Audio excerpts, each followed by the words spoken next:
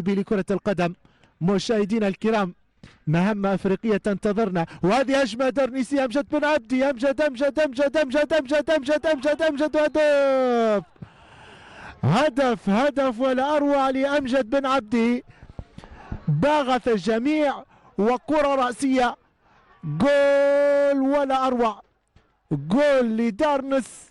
أمجد بن عبدي يخرج عن صمته ويلعب الكرة باتجاه المرمى مع خروج الحارس عماد رجب.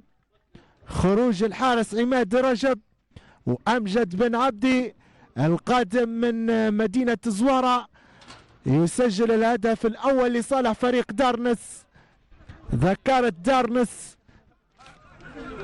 يعني شكل الضغط في أول ربع ساعة، يحكم السيطرة في أول ربع ساعة من بداية الشوط الثاني. مشاهدينا الكرام، نقترب من أول ساعة، أول ربع ساعة لعب، ودارنس تعليمات مصطفى المرعي واضحة لمباغتة التعاون منذ البداية.